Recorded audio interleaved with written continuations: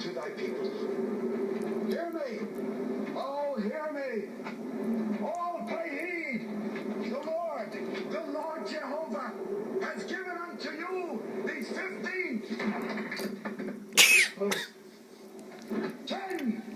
commandments for all to obey.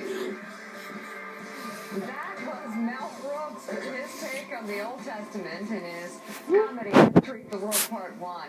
And joining us now in New York with his own take on the Bible, ESPN soccer analyst, host of Grantland's Men in Blazers, Roger Bennett. Roger has edited the new book, Unscrolled, 54 Writers and Artists Wrestle with the Torah, where he's compiled some of today's leading thought leaders for a fresh look at classic biblical stories. And also with us in New York are two of the contributors of the book, partner at HWKN Architects, Mark Kushner, and New York Times bestselling author Sloane Crosley. Robert Gribbs, Eugene Robinson, Sam Stein, and Walter Isaacson, all here with us in Washington. So, Roger, I have so many questions about this segment, but we'll start with, first of all, what do you reveal in this new version? Well, watching Mel Brooks a couple of minutes ago, that was pretty well like my past 3 years of struggling with this too.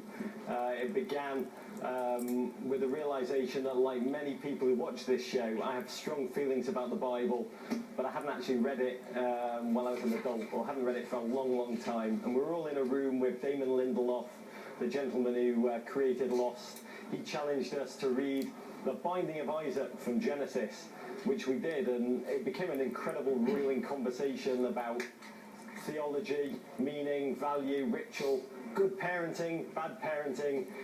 We did it again with the story of Noah.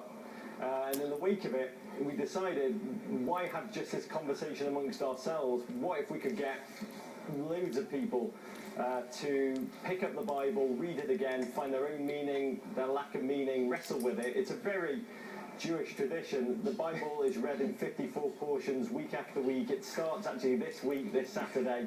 And so we created this book with writers like Sloane, architects who jumped on in like Mark, and each of them took a portion, wrestled with it, and came up with their own definition, threw it out there in the hope that others would do the same. And that's what this book Unscrolled is really all about.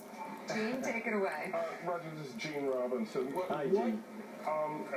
The Torah has been around for a long, long time. So what is unwrestled with?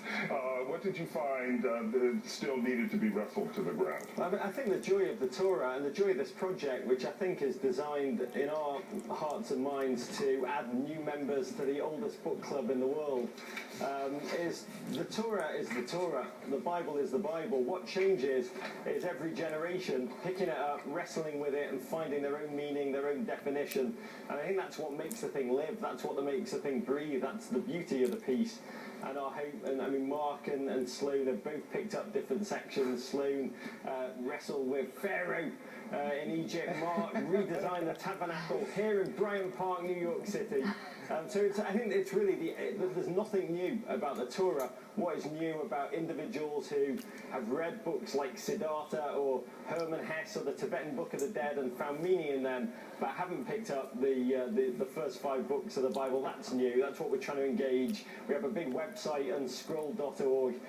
People have been picking up the text, tweeting in their definitions via the hashtag, and that's the campaign that we're really interested in, G. Very cool. Scroll.org. Sam Stein. I just want to say, I recognize the tone of the voice here. It's this classic Jewish guilt. It's like, I didn't go to services all year, so I'm going to go to the high holiday services. You guys wrote this book, I'm assuming, so that you could be saved spiritually, right? Well, I was someone who was expelled from Hebrew school at the age of 12 when my father was president. I can relate to that, but these guys wrote it, so, I mean, Sloane. Are you looking for spiritual salvation, guys? I was not looking for spiritual salvation. I don't know about you. I mean, I just think it's funny because I was thinking on the way over here how, you know, in any other context when you're making a reference as a writer, as an artist, as a creator, even as a human being making a joke at a party, you would be embarrassed if you hadn't seen or weren't familiar with what you were referencing. Whereas everyone makes biblical jokes all the time, and a lot of people have not read it. So this is a great way to, for me, who's not a very pious religious person, to look at a section of it and see what it really says. You know, I've known about the plagues my entire life, and I didn't really know. It's actually an amazingly well-written passage, and it's fascinating. Wait, so are your biblical jokes not better? I think so. Can you tell one? Well, they're more relevant. They actually, you know, it's always good to know what you're talking about. I mean, Mark, you approach it from a slightly different perspective. Yeah, very much. I think as an architect, we're always looking for clients, and I kind of forgot that God is the ultimate client. And there's an entire book in the Torah where he lays out incredibly specific architectural plans. So we took that and we found the one area that he might have missed. He never specified if he wanted it horizontal or vertical. So we just popped it up and plopped it in Manhattan. Right. Hey, Sloan, this is Walter Isaacson. I noticed you did, when you did the Pharaoh and the plagues, you did it as if it was searches on WebMD or something. Well, Tell us about that.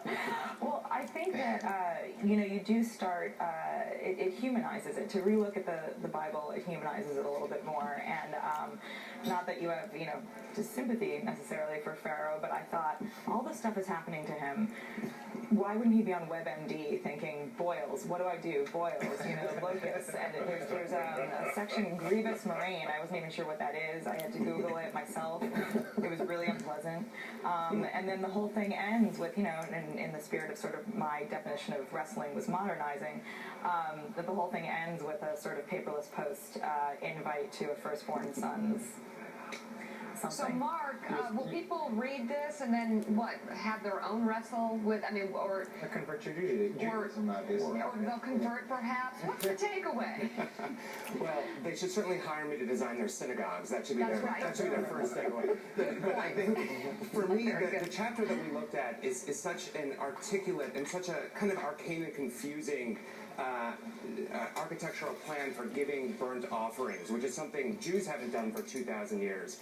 So taking that and landing it in Manhattan and kind of also imagining what kind of ecosystem would evolve around it, that all of a sudden you would need shops selling red heifers and you would need people bringing their sacrifices to the temple. It almost had a kind of Brooklyn feel to it, like local food, and that the architecture becomes something very public in a way that our religious buildings aren't so much anymore. So I think through architecture we managed to bring and ground the Bible into the urban environment, which is a really exciting thing for an architect to play with. Yeah, I think there is actually a red heifer shop in Brooklyn. But is your tabernacle, is it like international style, you know, glass and steel, or more sort of, you know, Roman ruin style? I mean, what does it look like? I'm so glad you asked that, because there really is no Jewish architectural style. Every synagogue looks different all over the world. But when you go back and look in the Torah, God actually gave us a style. So we took that. We didn't even really mess with it. We couldn't find any dolphin skins, which God asked specifically for, but we can deal with that later. And we just took it as is and lifted it up, and it looks a lot like an international style skyscraper. It looks a lot kind of like the UN. So maybe that was God telling us we should all be modernists instead of classicists. In 2,000 years, archaeologists may find that blueprint and try and work out exactly where this thing was built and what it was doing in 2013 in the middle of New York City. Mark wrote a beautiful piece, Sloan wrote a beautiful piece, Damon Lindelof wrote an exquisite piece about Abraham post the possibility of killing his own son. It's all in there, and we just want everyone to read it, and whether they like it or don't like it, wrestle with their own meaning. I love it. The book is Unscrolled. Roger Bennett, Mark Kushner, and Sloan Crosby. Thank you.